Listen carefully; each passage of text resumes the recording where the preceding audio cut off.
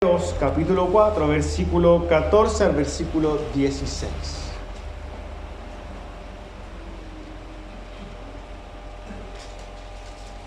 Espero que lo haya encontrado. Hebreos capítulo 4, versículo 14 al 16, una lectura corta que dice así. Por tanto, teniendo un gran sumo sacerdote que traspasó los cielos, Jesús, el Hijo de Dios, retengamos nuestra profesión. Porque no tenemos un sumo sacerdote que no pueda compadecerse de nuestras debilidades, sino uno que fue tentado en todo según nuestra semejanza, pero sin pecado. Acerquémonos pues confiadamente al trono de gracia para alcanzar misericordia y hallar gracia para el oportuno socorro. Por favor, tome asiento y les voy a pedir que tome atención. Dos cosas.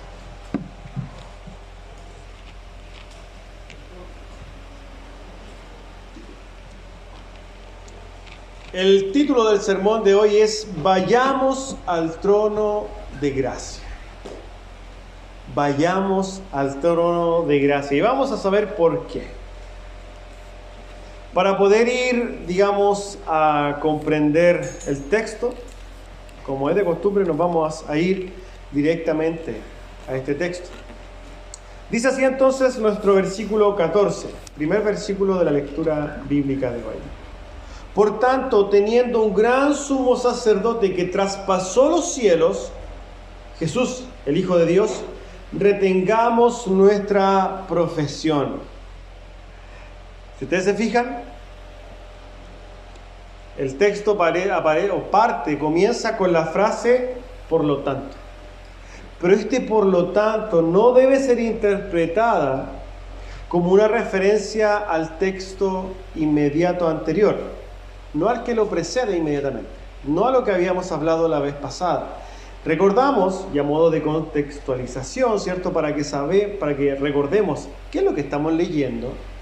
Si usted lee en Hebreos 4 los pasajes anteriores, y en lo que predicamos 2 semanas atrás, nosotros estuvimos hablando en aquel momento de las características de la palabra de Dios. Quizás podríamos llamarle atributos, funciones u obras que tenía o que podía contener, ¿cierto?, el poder que tenía la palabra de Dios y lo que la palabra de Dios hacía también en el hombre.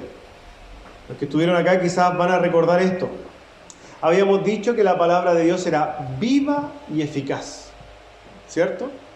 Que era más cortante que una espada de 2 filos, que penetraba, ¿cierto?, el alma y separaba, ¿cierto?, esta alma y el espíritu, ¿cierto? Que de alguna manera discernía los pensamientos nuestros, pensamientos del hombre. Esto es lo que conversamos la semana pasada. Hace 2 semanas atrás, terminamos hablando respecto a este texto, que si bien no podíamos esconder nuestros pensamientos, las intenciones de nuestro corazón, no las podíamos esconder de la palabra, mucho menos las vamos a esconder de aquel que redactó la palabra, de aquel que dicta la palabra. No vamos a poder esconder los pensamientos de nuestro corazón del Creador, del Todopoderoso. Y por tanto nadie se va a poder excusar delante del trono de Dios cuando llegue el momento. Hoy día tenemos una tremenda herramienta que es la Biblia para poder decir, ¿cómo voy? ¿Cómo es mi corazón? ¿Cierto? Esto es lo que hace la palabra de Dios. Pero esto es lo que habíamos hablado la semana antes pasada, que fue lo último que hablamos, ¿cierto?, de este libro de Hebreos. Ahora bien, como estamos tratando de entender a qué se refiere por tanto, nosotros vamos a entender primero que por tanto, ¿cierto?, es un conector, ¿cierto? Por tanto es un conector, algo que conecta este texto con algo más, por eso es un conector. Está haciendo referencia a algo, dice, por tanto, está llamando o citando alguna situación.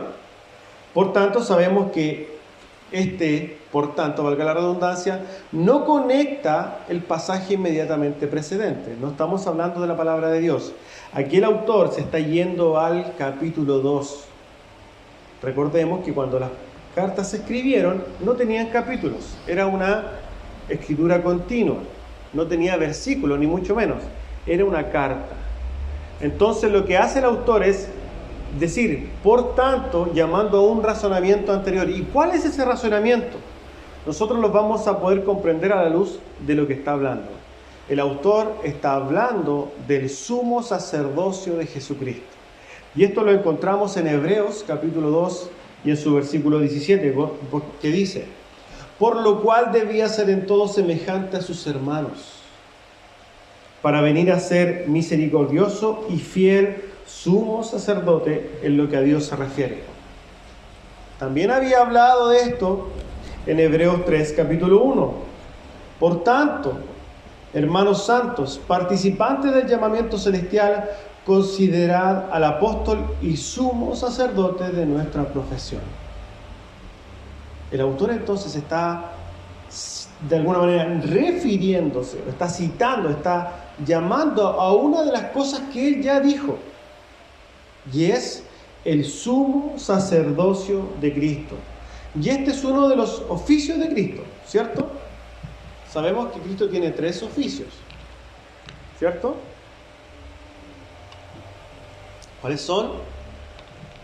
Rey, profeta y sacerdote. En este caso, entonces, el autor está haciendo énfasis en uno de estos 3 oficios, y es el del sumo sacerdocio. Jesucristo es nuestro sumo sacerdote, tiene ese oficio sacerdotal, y el autor ahora va a tratar de profundizar lo que implica esto. ¿Qué quiere decir que Jesucristo sea sumo sacerdote? Y para explicarlo, quizás está muy velado esto, pero para de alguna manera explicarlo o de alguna manera profundizarlo, el autor dice esto: este sumo sacerdote traspasó los cielos. Y nosotros sabemos, porque ya lo hemos estudiado, que el sumo sacerdote en el Antiguo Testamento traspasaba algo. Sí. ¿Qué traspasaba el sumo sacerdote en el Antiguo Testamento? El velo. ¿Y a dónde llegaba después de traspasar ese velo? Llegaba al lugar santísimo. Y en el lugar santísimo se paraba, ¿cierto?, sobre el altar de la propiciación, salpicaba sangre y hacía una expiación, hacía una oración donde pedía perdón por sus pecados y pedía perdón por los pecados de todo el pueblo. Lo que está haciendo entonces el autor es alguna especie de comparación, pero llevada a su máxima expresión. ¿Por qué? Porque Jesucristo no solamente atraviesa el lugar santísimo, no solamente atraviesa el velo, hermanos, traspasa el mismo cielo, no para estar una vez al año en la presencia de Dios como lo hacía el sumo sacerdote, sino que en aquel lugar está por la eternidad. Jesucristo traspasó los cielos y está en la presencia de Dios, y hoy día intercede por cada uno de nosotros. Ese es nuestro sumo sacerdote. Podemos ver una comparativa, ¿cierto? En el Antiguo Testamento nosotros tenemos al tipo. Recordamos que en el estudio de Cristo en el Antiguo Testamento vimos lo que era un tipo y un antitipo, ¿cierto? El tipo es el que apunta. El sumo sacerdote, con su obra sacerdotal del Antiguo Testamento, entrar al lugar santísimo, pararse frente al propiciador y hacer esta expiación, era una tipología de ¿qué? De lo que haría por la eternidad nuestro Señor Jesucristo. Y esto es lo que está haciendo, hermanos. Jesucristo no atraviesa solamente el velo, sino que atraviesa directamente hasta el cielo, y en la presencia de su Padre intercede por nosotros. Esa es su labor sacerdotal. Intercede entre Dios y nosotros. Está ahí, ¿cierto?, presentando, ¿cierto?, el sacrificio que fue puesto por Él mismo, porque ciertamente Él hizo ese sacrificio, y a través de esto entonces intercede por nosotros en aquel lugar. Hebreos 9, versículo 24 dice: porque no entró Cristo en el santuario hecho de mano, que dice figura del verdadero, sino en el cielo mismo, para presentarse ahora por nosotros ante Dios. Lo que acabamos de decir, el autor de Hebreos lo dice, pero lo explica de forma clarísima.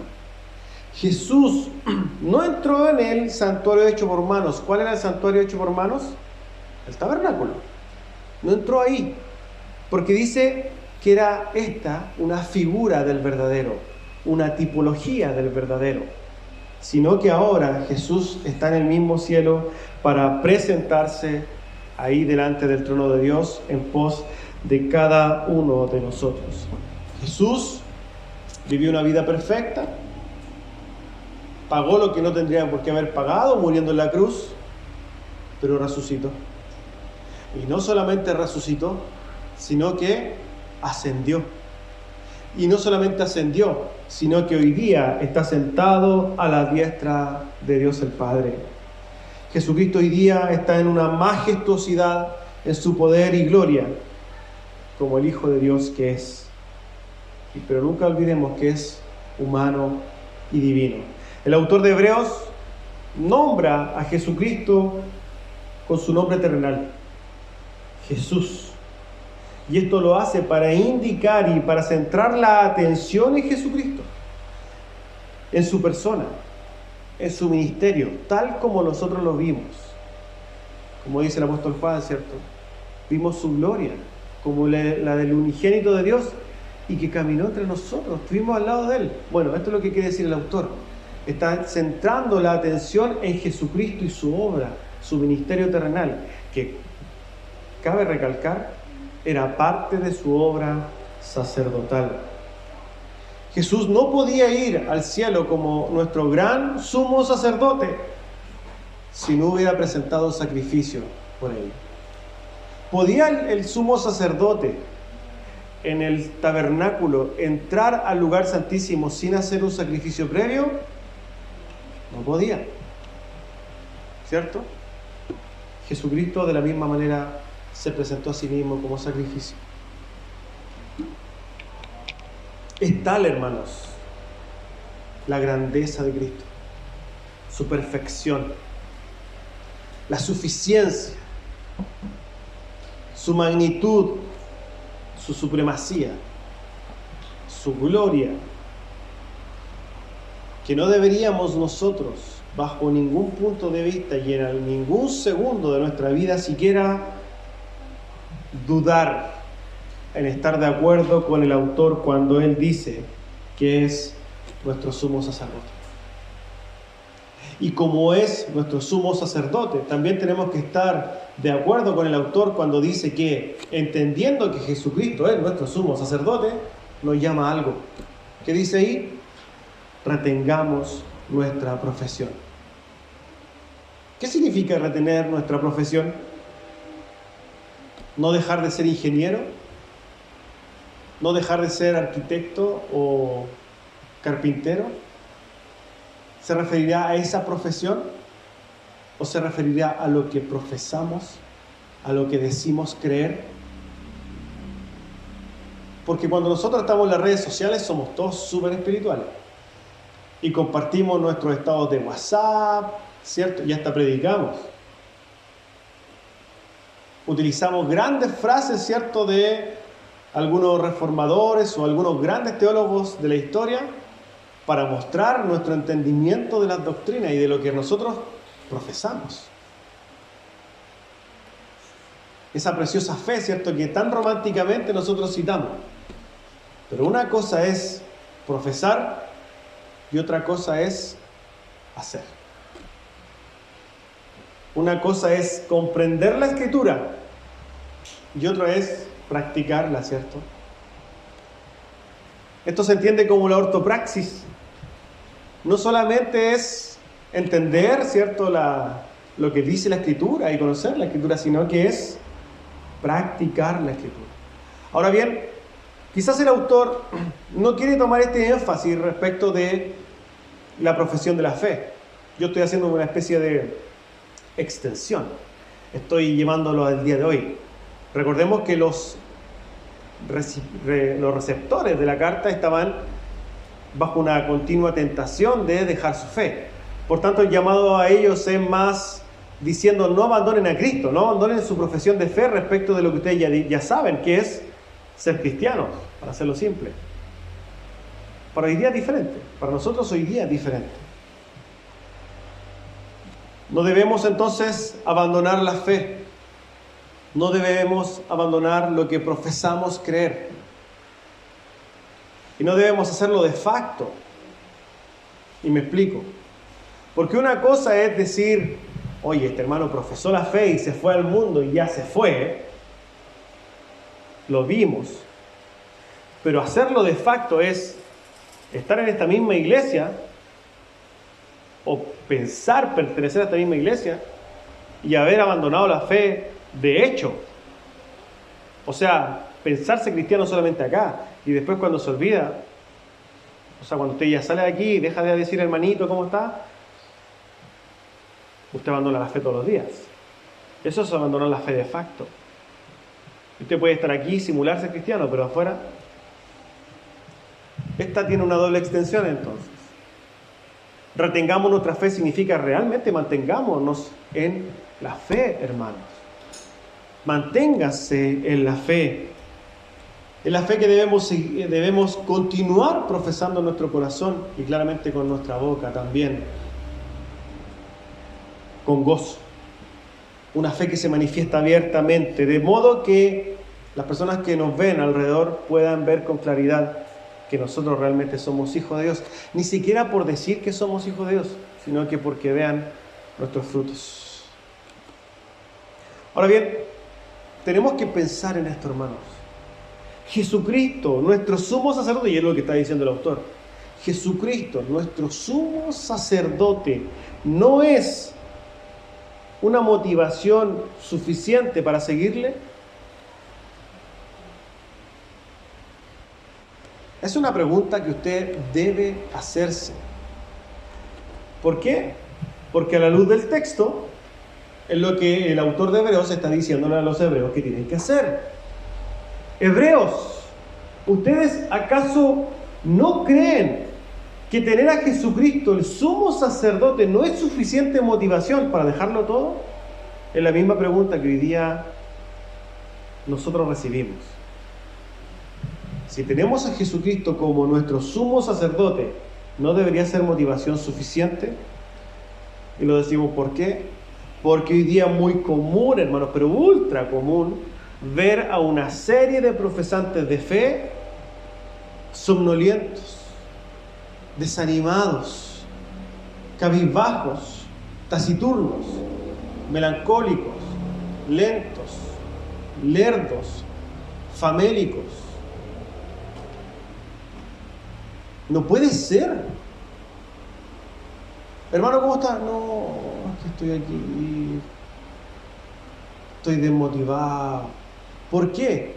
Porque las circunstancias que los rodean importa en ellos mucho más que Jesucristo, el sumo sacerdote.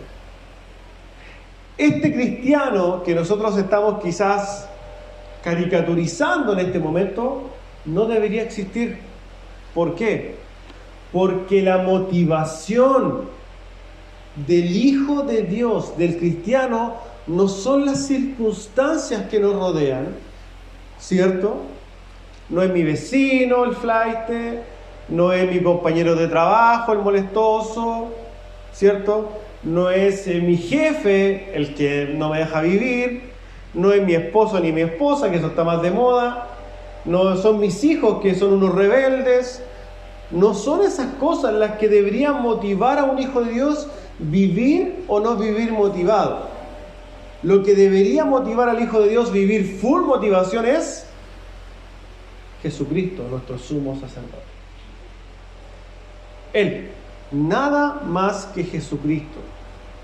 Cuando la iglesia y cuando los hijos de Dios comprendan que Jesucristo es suficiente, y no solamente lo digan de boca, porque una cosa es decir, no, Cristo es suficiente, pero lo otro es vivir la suficiencia de Cristo, que son cosas diferentes.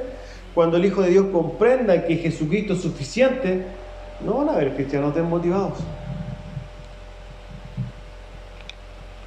Muchas iglesias, ¿cierto? Se enseña y un montón de cosas que tú eres el mejor. ¿Por qué? Porque se busca motivar a la gente con cosas inmediatas. Tú eres el ganador, tú derrotarás a tu enemigo y bla, bla, bla, que busca darle a la gente otra motivación que no es Jesucristo. La Biblia presenta una sola motivación para el Hijo de Dios. ¿Y cuál es? Jesucristo.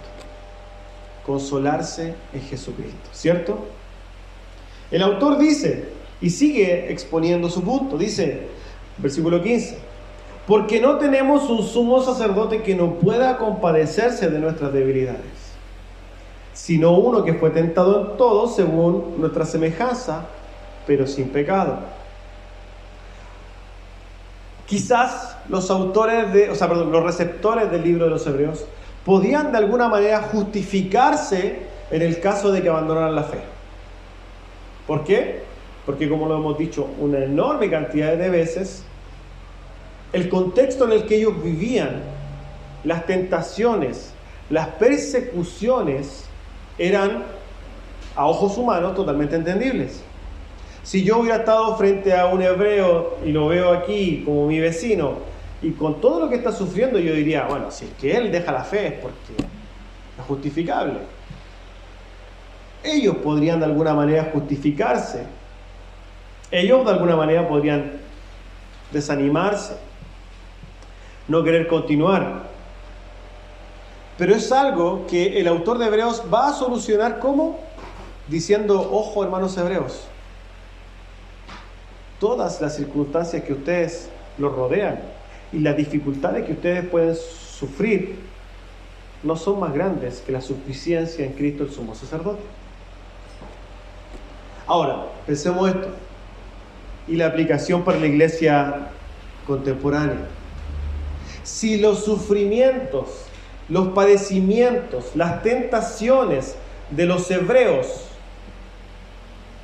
eran quizás de esta altura, en gravedad, lo que sufre la iglesia occidental, o sea, nosotros, es así. Nuestros problemas, nuestras persecuciones, nuestras debilidades no tienen absolutamente ningún grado de comparación con lo que los hebreos estaban sufriendo. En Santiago, y cuando hablamos de Occidente, estamos hablando de esta parte del mundo, ¿cierto? Está Oriente y Occidente, ¿cierto? Podríamos hablar de que Occidente es como de la mitad de Turquía hacia acá, ¿cierto? Nosotros vemos que en Occidente no se pasa lo mismo que en Oriente. Nosotros vemos testimonios, ¿cierto?, de personas perseguidas y todo, y generalmente son para el sector Oriente. No de la capital, sino que del mundo. Cuando hablamos de Occidente y nosotros vamos a Chile, no vamos a encontrar persecución como la que sufrían los hebreos en aquel momento, en todo el país, a no ser de alguna excepción por ahí que nosotros desconozcamos. Si nosotros bajamos esto un poquito a Santiago, nosotros podríamos decir que en Santiago tampoco se vive bajo ningún punto de vista la persecución que recibían los hebreos. Y ahí podemos decir que no existe. Ahora, si vamos a la iglesia local, aquí, a cada uno de nosotros, los que estamos acá, yo soy capaz de firmar una declaración que diga que ninguno de ustedes está pasando lo que pasaron los hebreos. Se lo firmo. Porque sus persecuciones, sus tentaciones, sus sufrimientos, hermanos, no tienen nada que ver con lo que pasaban los hebreos de aquel momento. Y por tanto, si los hebreos de aquel momento eran llamados a buscar la suficiencia, la plenitud, el gozo en Cristo, ¿cuánto más usted? Si nosotros nos enfrentamos a esta palabra, hermanos, entonces la cosa es muy clara. Usted no puede estar bajo ningún punto de vista desmotivado. Usted no puede estar bajo ningún punto de vista desanimado. ¿Por qué?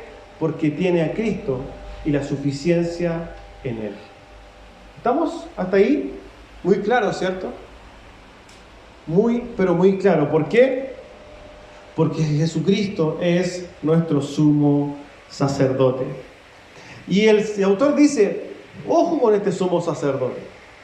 Porque este sumo sacerdote no es un sumo sacerdote que no pueda compadecerse de nuestras debilidades, sino que uno que fue tentado según nuestra semejanza. Y esto lo puede decir ¿por qué? Porque alguno de ustedes, o alguno de nosotros para incluirme, podría llegar a pensar en nuestras cabecitas que el Señor no nos puede entender. Porque yo en este momento lo que acabo de decirles es que sus problemas no son comparables a los que sufría, ¿cierto?, la iglesia o los hebreos. Y con eso no quiero decir que sus problemas no valgan de nada. ¿Por qué? Porque sus problemas, sus debilidades, sus tentaciones, ciertamente a usted lo afectan. Ciertamente para ustedes son dificultosas. Ciertamente para ustedes son dolorosas. Y en ese dolor que usted puede ver, y que puede ver su problema muy grande, puede llegar a pensar en su cabecita que el Señor no lo puede entender. Y lo he escuchado. Es que el Señor no me entiende lo que yo estoy sufriendo. Es que el Señor no sabe lo que yo estoy pasando. Pero lo que dice el autor de Hebreos es que el Señor sí sabe. Porque es tal la hermosura de nuestro sumo sacerdote. Es tal lo importante, lo precioso, lo amoroso de nuestro Señor Jesucristo, que Él no se conformó con ser nuestro sumo sacerdote en el aspecto legal, donde Él tenía que presentar un sacrificio, ¿cierto?, y mediar, sino que Él se hizo carne y vivió como nosotros. Y fue tentado en todo igual que nosotros. ¿Para qué? Para que cuando nosotros estemos pasando esas debilidades, no lleguemos a pensar que Él no nos entiende. Porque déjeme decirle algo. Dios entiende a la perfección el dolor más profundo, la tentación más profunda que usted pueda estar pasando. Amén. Hechos 2:18 dice, pues en cuanto Él mismo padeció siendo tentado, es poderoso para socorrer a todos los que son tentados. Los destinatarios, hermanos, de la carta de los Hebreos estaban siendo expuestos a la enseñanza de lo que significaba que Jesucristo fuera un sumo sacerdote. Y en aquel momento deben haberse preguntado muchas cosas. ¿Puede este sumo sacerdote sentir lo que ellos sentían? Ellos eran perseguidos, eran burlados, quizás maltratados. Quizás pensaban, si nosotros vamos y profesamos la fe en Jesucristo, Él podrá entendernos cuando la gente nos insulte, nos reproche, se nos burle, incluso nos peguen. Y la respuesta es sí. ¿Por qué? Jesús entiende a la perfección esos dolores. Porque lo que pasó en su pasión, camino al Calvario, fue horrible. Desde la noche de Getsemaní, la tortura fue como no ha habido otra. Fue golpeado, escupido, humillado. Nada, hermanos, de la experiencia humana es ajeno a Jesucristo, a excepción del pecado. Jesús mismo experimentó burlas, dolores, tentaciones, debilidades, frío, sueño, cansancio. Pero lo hizo todo con lo que el autor describe como una calificación y una diferenciación importante. Hizo todo, pero sin pecado. Sufrió lo mismo que nosotros, pero sin pecado. Jesucristo fue tentado en el desierto, ¿cierto? Después de 40 días de ayuno. Yo creo que ninguno de nosotros estaría en esa condición de hacer 40 días de ayuno, ¿cierto? A las 3 horas ya estamos muertos de hambre. Jesús, mientras era colgado, crucificado, ¿cierto?, en la cruz, cuando estaba crucificado ya, la gente se burlaba de él. Bájate, Dios. ¿No eres tan poderoso? Pero como dijo alguien ahí respecto de esa situación, el amor lo sostuvo a la cruz. Porque Jesús podría haberse bajado inmediatamente y haber roto con todo, ¿cierto? Pero sufrió el oprobio, sufrió, ¿cierto?, el menosprecio, sufrió la burla por amor a nosotros. La pregunta es si es que nosotros estamos dispuestos también a soportar una serie de cosas por amor a Cristo. ¿Estamos dispuestos? Esperemos que sí. Jesucristo sufrió, hermanos, todas las tentaciones del hombre, pero sin pecar. El pecado es la única experiencia humana en la cual Cristo no ha participado. Esta semana, respecto de la tentación de Jesús, leí o escuché algo, no recuerdo si lo leí o lo escuché, pero tiene que ver con la ortopraxis. ¿Por qué? Porque Jesús fue tentado, ¿cierto? Y Jesús citó las Escrituras. Y la pregunta es, ¿Jesús venció la tentación citando las Escrituras u obedeciendo las Escrituras? Jesús venció la tentación obedeciendo las Escrituras. Ciertamente las citó, pero no solamente bastaba con citarlas, sino que bastaba con obedecerlas. Es pero muy normal en los círculos reformados, ¿cierto?, como nosotros, que sabemos tanto de Biblia, que pensamos que las tentaciones se salvan con el conocimiento teológico, pero sin obedecer la teología.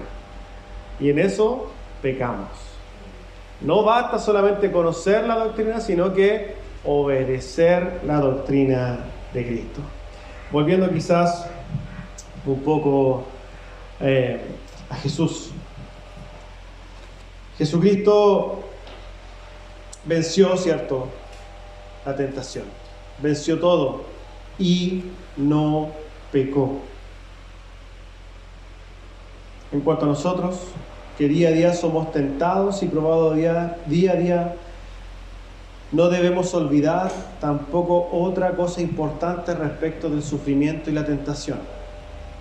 Hermanos, ¿usted ha escuchado el dicho que Dios no nos da más carga de la que podemos llevar? ¿Cierto? Parece un cliché de estos tantos como Dios ama al pecador, pero odia al pecado, y podríamos pensar que como es un cliché más, nosotros no lo encontramos en la Escritura. Pero ¿sabe qué, hermano? Eso sí es escritural. Eso sí aparece en las Escrituras, lo dice el apóstol Pablo. En otras palabras, claramente.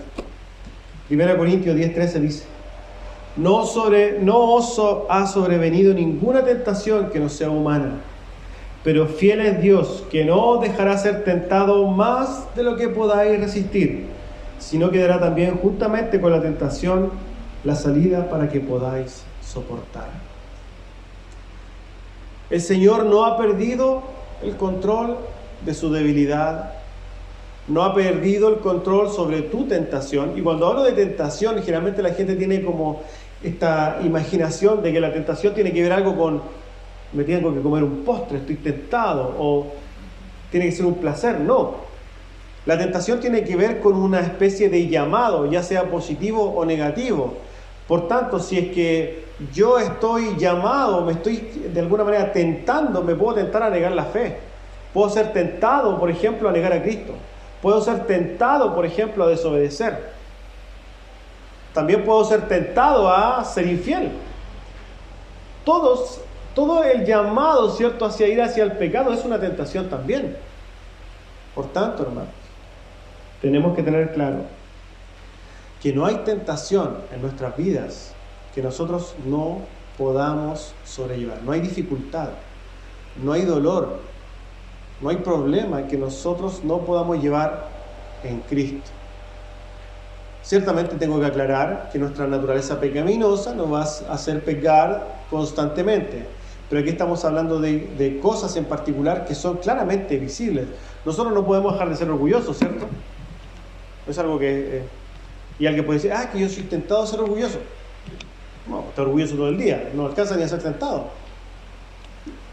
Aquí estamos hablando de cosas que son prácticas, como por ejemplo retener la fe, ¿cierto?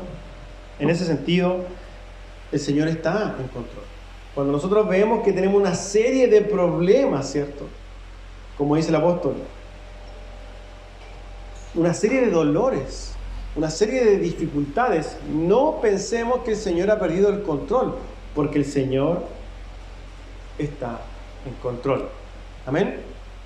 Ahora bien, volviendo un poco a Cristo respecto de esta tentación que sufrió, no quiero dejar de citar unas palabras de no le voy a decir el nombre porque tampoco lo voy a conocer y sería innecesario, pero alguno de nuestros hermanos de los tiempos, siglos anteriores dijo respecto de la vida, ¿cierto?, de Jesús y su exposición a las tentaciones.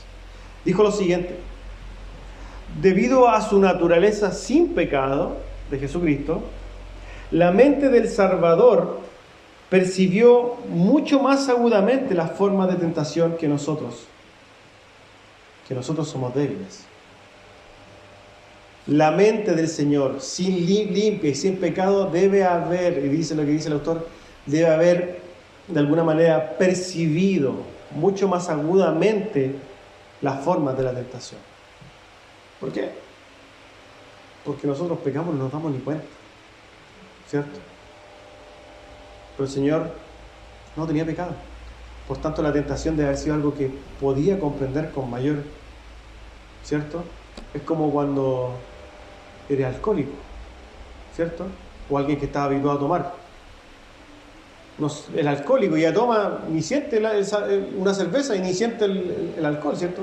Pero si tú le das a un niño un vaso de alcohol, ¿cierto? Algo así de haber como ejemplo sentido el Señor. Ahora bien, sigamos para terminar el sermón. Dice así, versículo 16.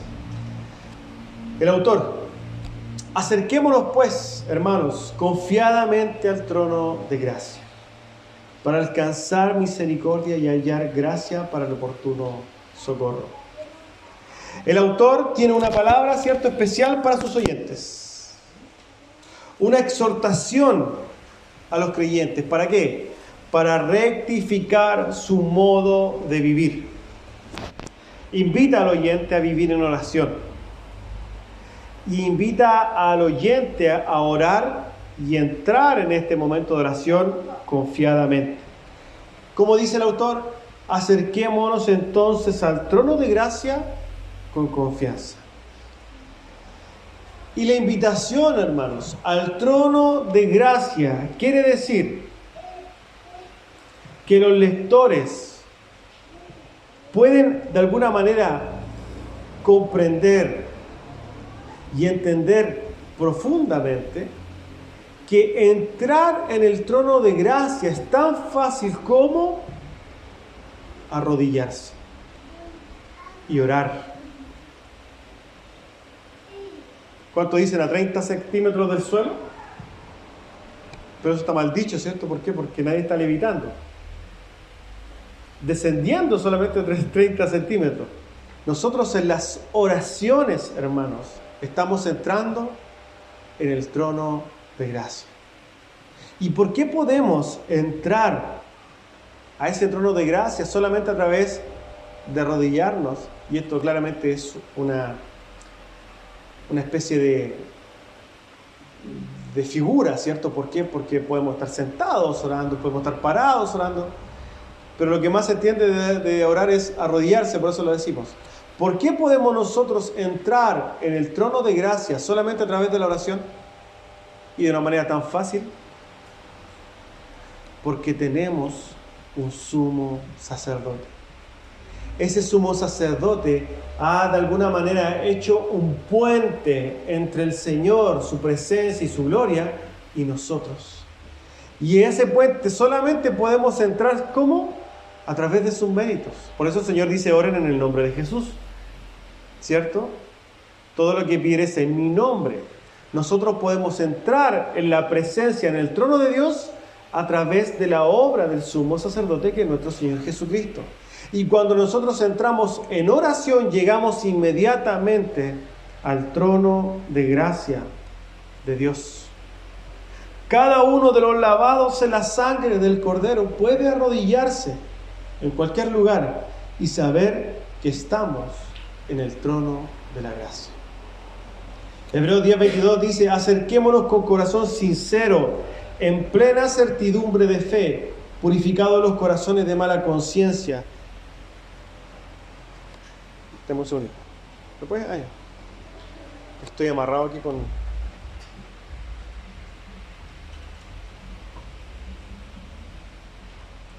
Amén. Hay que mantenerla apretada.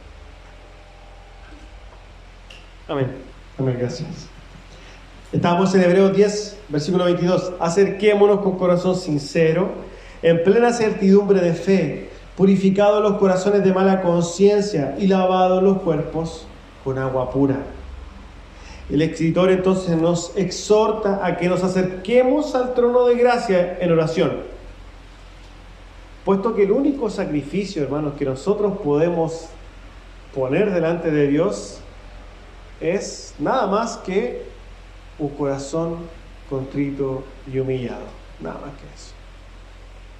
Que por lo demás nadie va a constreñir, no sé si era la palabra así, nuestro corazón, si es que no es el mismo Señor a través de la plenitud de su obra. Pero nosotros solamente con un corazón contrito y humillado, cierto es lo que podemos hacer como sacrificio, porque todo el sacrificio lo ha hecho el Señor Jesucristo. Nuestro gran sumo sacerdote ha traído el sacrificio supremo delante del trono de Dios, se ofreció el mismo a través de la cruz, y por tanto nosotros podemos entrar a ese lugar. El sumo sacerdote, que es nuestro Señor Jesucristo, podemos tratar de imaginarlo, ¿cierto?, en el trono. Es misericordioso y fiel, como dice el mismo autor. Invita al pecador, al débil, al tentado, a acercarse al trono de Dios, a recibir su gracia. Cuando dice trono, ¿cierto?, de Dios, podemos ver que hace una referencia explícita a la realeza del Hijo de Dios. Mateo 28, 18 dice: y Jesús se acercó y les habló diciendo: toda potestad me es dada en el cielo y en la tierra. El pecador que viene al trono de Dios en arrepentimiento y fe va a encontrar gracia perdonadora en Jesús. Jesús invita a su pueblo a acercarse libremente y sin dudas al trono de Dios. Es como si tuviera un cetro, también lo vimos hace un tiempo atrás, diciendo, ¿cierto?, a la gente que se acerque: vengan, vengan y reciban misericordia y gracia de Dios. Sabemos que los términos gracia y misericordia, que suelen de alguna manera confundirse o darle el mismo significado, nosotros sabemos que, si bien son una especie de sinónimos, tienen diferentes formas de entenderlo. Westcott lo enseña así: la distinción entre la gracia y la misericordia es que el hombre necesita misericordia por el fracaso pasado y gracia para la obra presente y futura. Yo siempre lo enseño con el ejemplo de la deuda, ¿cierto? Si es que alguien me debe dinero y yo le digo: no te preocupes, perdono tu deuda, eso es misericordia, ¿cierto? Pero si adicionalmente a esa persona le digo: toma, y aquí adicionalmente tienes más dinero y te lo regalo, eso es gracia, ¿cierto? La misericordia se caracteriza como la tierna compasión de Dios y su gracia como su bondad.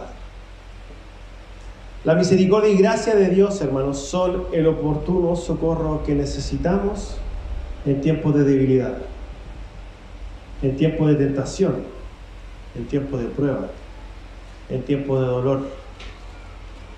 Cuando usted está pasando por esa tremenda aflicción, por ese dolor, por esa prueba, lo que usted necesita es la gracia y la misericordia de Dios.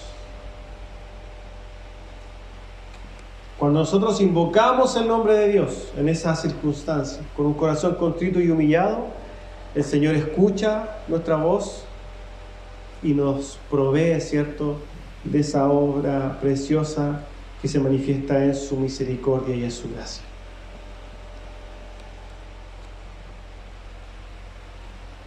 El Señor nos ayuda, ¿cierto?, en estos momentos, cuando nosotros estamos con dudas. Él nos da los medios para encontrar la salida a nuestros problemas. Ya para terminar, hermanos, este sermón. Muy probablemente, cada uno de los que estamos acá, tenemos o estamos pasando por algún grado de tentación. Cada uno de nosotros. Puede llamarse su trabajo, puede llamarse su familia. Su tentación puede llamarse vicio, su tentación puede llamarse vecinos, puede llamarse esposo o esposa. Su tentación puede ser llamada por las perversas inclinaciones de su corazón. Su tentación puede llamarse ver lo que no tengo que ver. Su tentación puede llamarse tomar lo que no debo tomar o tocar lo que no debo tocar. Su tentación puede ser su propia carne, ¿cierto? La tentación puede tener un sinnúmero de nombres y es casi seguro que todos nosotros tenemos nuestras propias tentaciones, ¿cierto? Y como nosotros, cada uno de nosotros tenemos ciertas tentaciones, a modo de poder concretar y poder ver claramente lo que dice el texto, vamos a ver 3 sentencias que son simples. Primero, Dios te entiende.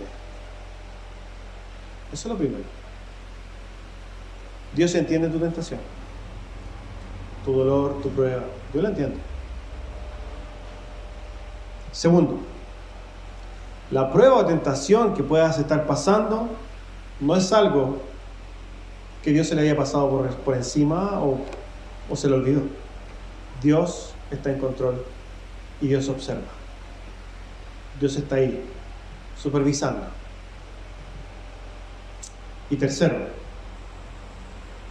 que es lo más importante quizás deberíamos saber, en las rodillas, en la oración, podemos ir al trono de gracia y encontrar en Cristo la paz, perdón, fortaleza y misericordia para enfrentar la tentación que sea. No dudemos, hermanos, como dice el título, vayamos al trono de gracia.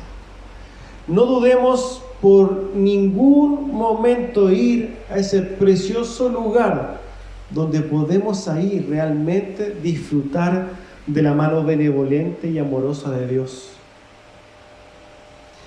Y por sobre todo, no olvidemos, hermanos, que el hecho de que nosotros podamos ir a ese lugar es exclusivamente porque tenemos un sumo sacerdote, Jesucristo nuestro Señor, al cual sea la gloria, la honra, loor, pleitesía y reconocimiento por los siglos de los siglos. Amén. Vamos a ver.